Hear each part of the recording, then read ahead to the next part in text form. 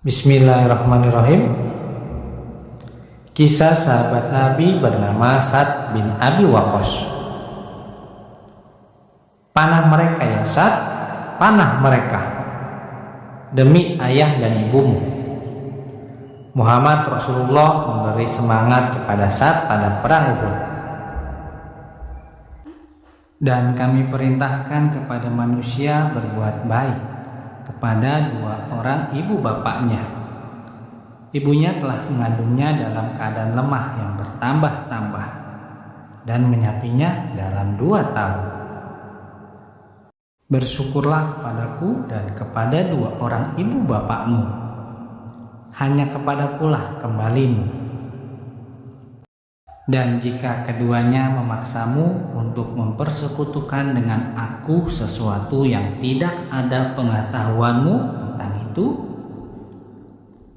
maka janganlah kamu mengikuti keduanya, dan pergaulilah keduanya di dunia dengan baik, dan ikutilah jalan orang yang kembali kepadaku.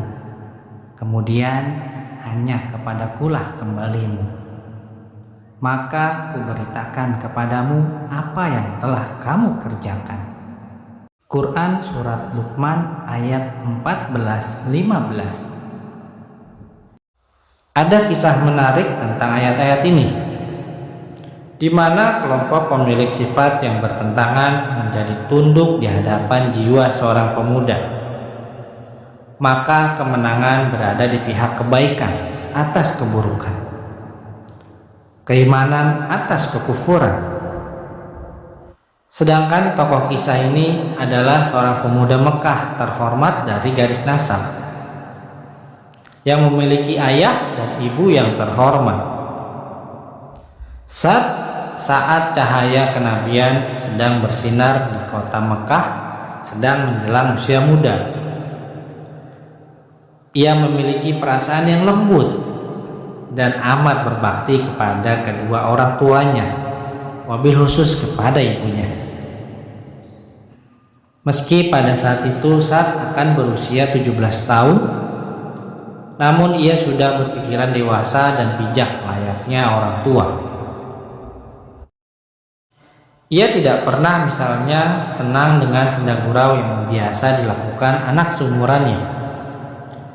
Akan tetapi ia malah tertarik dengan mempersiapkan anak panah, memperbaiki busur panah, dan berlatih memanah seolah ia tengah mempersiapkan diri untuk sebuah masalah besar.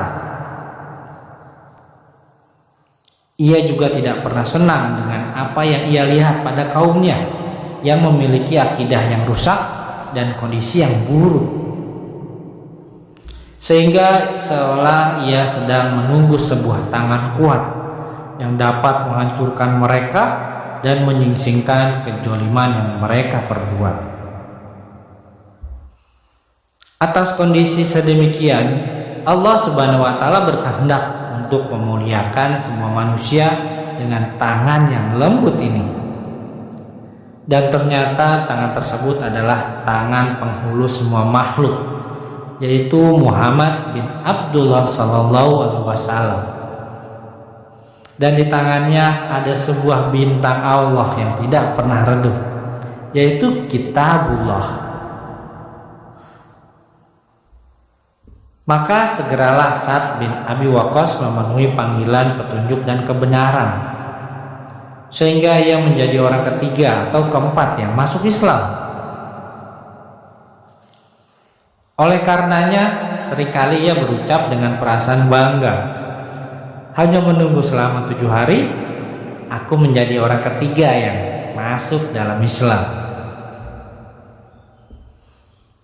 Rasulullah SAW amat bergembira dengan Islamnya Sa'd.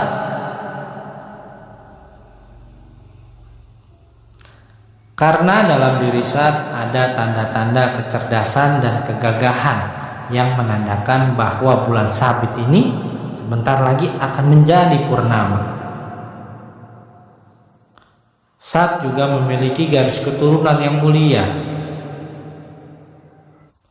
dan juga posisi terhormat yang dapat membuat semua pemuda Mekah akan mengikuti jejaknya. Lebih dari itu, Sa'd adalah kerabat Rasulullah Sallallahu Alaihi Wasallam, sebab ia berasal dari Bani Juhrah, sedangkan Bani Juhrah adalah keluarga Aminah binti Wahab, ibunda Rasulullah Sallallahu Alaihi Wasallam. Rasulullah Sallallahu Alaihi Wasallam amat bangga dengan hubungan kerabat ini. Diriwayatkan bahwa Nabi Sallallahu Alaihi Wasallam saat itu sedang duduk bersama beberapa orang dari sahabatnya. Lalu beliau melihat Sa'd bin Abi Waqqas datang. Rasul Sallallahu Alaihi Wasallam bersabda kepada orang-orang yang ada di sekelilingnya, "Inilah pamanku, maka setiap orang perlihatkanlah kepadaku pamannya." Akan tetapi keislaman Sa'd bin Abi Waqqas tidaklah berjalan dengan mudah dan tenang.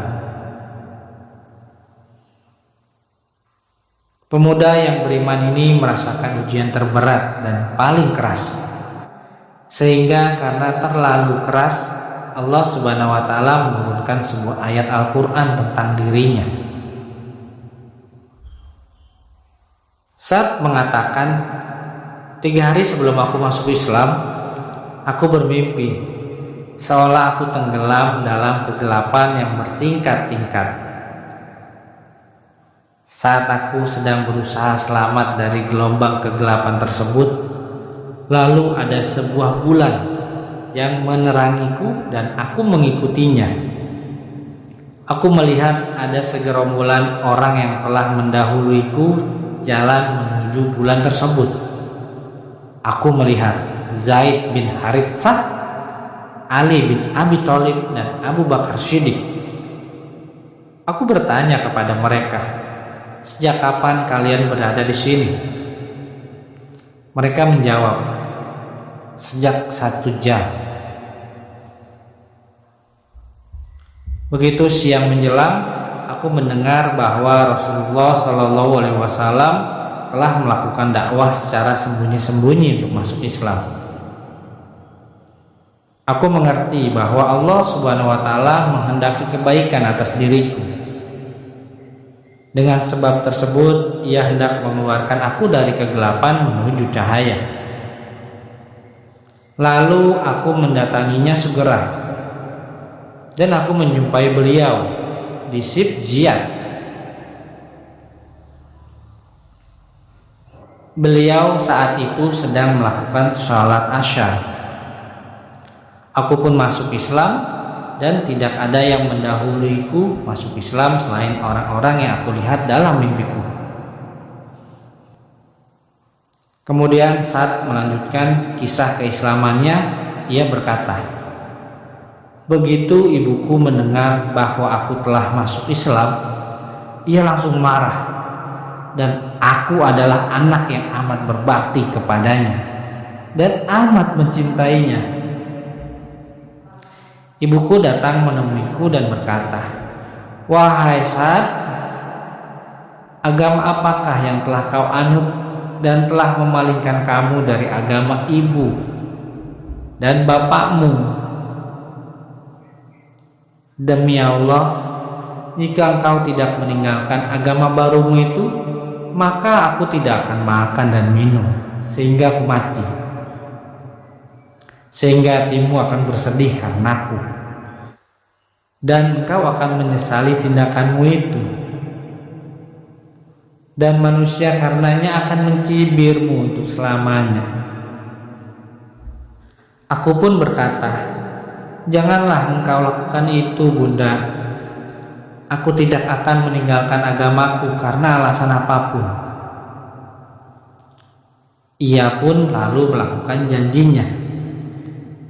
Ia tidak mau makan dan minum. Ia terus melakukan hal itu berhari-hari, tidak makan dan tidak minum. Badannya menjadi kurus, tulang punggungnya menjadi bengkok, dan kekuatannya menurun drastis. Aku selalu mendatanginya dari waktu ke waktu untuk memintanya agar mau memakan sedikit makanan. atau meminum sedikit minuman. Ia menolak permintaanku dengan keras. Ia masih bersumpah untuk tidak makan dan minum hingga mati, atau aku harus meninggalkan agamaku. Pada saat itu aku katakan kepadanya, "Wahai bunda, meski aku begitu mencintaimu, namun cintaku kepada Allah dan Rasul-Nya lebih besar lagi. Demi Allah, jika engkau memiliki 1000 nyawa, lalu satu persatu nyawamu itu keluar dari tubuhmu, maka aku tidak akan pernah meninggalkan agamaku ini demi apapun juga." Begitu ia melihat kesungguhanku, ia mau makan dan minum dengan hati yang kesal. Lalu turunlah firman Allah Subhanahu wa taala, "Dan jika keduanya memaksamu untuk mempersekutukan dengan aku sesuatu yang tidak ada pengetahuanmu tentang itu, maka janganlah kamu mengikuti keduanya, dan pergaulilah keduanya di dunia dengan baik." Quran Surat Luqman ayat 15. Hari di mana Sa'd bin Abi Waqqas masuk Islam adalah hari di mana kaum muslimin merasakan adanya kebaikan terbanyak pada Islam. Pada perang Badar, Sa'd dan saudaranya yang bernama Umair memiliki kisah tersendiri. Umair pada saat itu adalah seorang pemuda yang baru saja balik. Begitu Rasulullah SAW memperhatikan barisan pasukan muslimin sebelum berangkat ke medan perang, Umair, saudara Sa'd, mundur ke belakang karena khawatir Rasulullah SAW akan melihatnya, sehingga akan menolaknya karena usianya yang masih kecil. Benar saja Rasulullah SAW melihatnya, lalu menolaknya yang membuat Umair menangis. Tangisannya membuat hati Rasulullah SAW luluh, sehingga beliau membolehkan Umair turut serta. Pada saat itu Sa'd menjadi gembira. Ia mengikatkan tali sarungnya pada diri Umair karena ia masih kecil. Dan berangkatlah kedua bersaudara tadi untuk berjihad di jalan Allah dengan sungguh-sungguh. Begitu peperangan usai, Sa'd kembali ke Madinah sendirian, sedangkan Umair telah gugur menjadi seorang syahid di medan Badar. Dan Sa'd memohon kepada Allah agar saudaranya diberikan pahala seperti yang telah dijanjikan. Pada perang Uhud, saat pendirian pasukan muslimin mulai goyah dan berpisah dari barisan Nabi SAW, sehingga tersisa sedikit saja yang bersama beliau, yang berjumlah tidak lebih dari 10 orang. Saat itu Sa'd bin Abi Waqqas berdiri membela Rasulullah SAW dengan busur panahnya. Tidak satu pun anak panah yang dilesatkan kecuali memakan seorang korban dari pihak kaum musyrikin. Saat Rasulullah SAW melihat Sa'd melesatkan anak panahnya dengan cara ini, Rasulullah lalu memberikan semangat kepadanya dengan bersabda, "Panah mereka ya Sa'd, panah mereka demi ayah dan ibumu." Maka motivasi Rasulullah SAW, Sa'd berbangga hati selama hidupnya seraya berkata, Rasulullah SAW tidak pernah menggabungkan kedua orang tua dari seseorang saat bersumpah kecuali kepadaku saja. Dan itu terjadi saat Rasulullah SAW bersumpah demi ayah dan ibunya secara bersamaan. Akan tetapi Sa'd baru merasakan kebahagiaannya saat Umar Al-Faruq bertekad untuk mengalahkan bangsa Persia lewat perang yang dapat membuat negeri mereka hancur, istana mereka roboh, dan untuk mencabut akar penyembahan berhala dari muka bumi. Maka Umar mengirimkan surat kepada seluruh pegawainya yang ada di semua daerah yang berbunyi, "Kirimkanlah kepadaku semua orang yang memiliki senjata atau kuda, pertolongan atau pendapat, atau kemampuan dalam bersyair atau berretorika, dan lainnya yang dapat membantu kami dalam peperangan." Maka datanglah gelombang para mujahidin ke Madinah dari setiap penjuru. Begitu semuanya telah terpenuhi, Umar Al-Faruq meminta pendapat kepada Ashabul Hali wal Aqdi tentang orang yang dapat memimpin pasukan yang amat besar ini, sehingga Umar dapat memberikan mandat kepadanya. Mereka semua berpendapat orang tersebut adalah si singa menerkam, yaitu Sa'd bin Abi Waqqas. Maka Umar memanggil Sa'd radhiyallahu anhu dan memberikan panji komando kepadanya. Begitu pasukan yang besar ini hendak meninggalkan Madinah, Umar bin Khattab memberikan wasiat dan pesannya kepada panglima pasukan ini. "Ya Sa'd, janganlah engkau terpedaya dari jalan Allah jika ada yang mengatakan dia adalah paman Rasulullah dan sahabat Rasulullah. Sebab Allah Subhanahu wa Ta'ala tidak akan menghapuskan keburukan dengan keburukan, akan tetapi Ia akan menghapuskan keburukan dengan kebaikan." Ya Sa'd, tidak ada nasab di antara Allah dan seseorang selain ketaatan. Manusia yang tinggi dan rendah di hadapan Allah adalah sama. Allah adalah Tuhan mereka dan mereka adalah para hambanya.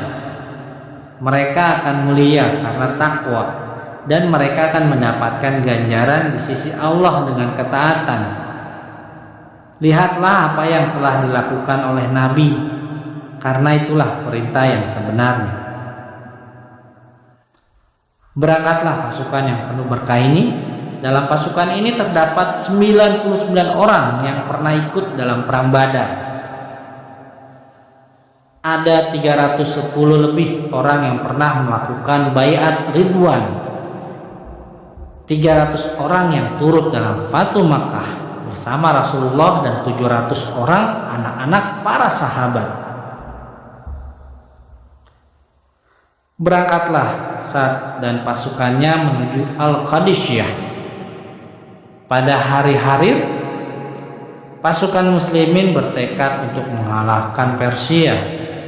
Kaum muslimin mengepung musuh mereka dengan begitu ketatnya. Mereka menyerang dan merangsek barisan musuh dari segala penjuru dengan bertahlil dan bertakbir.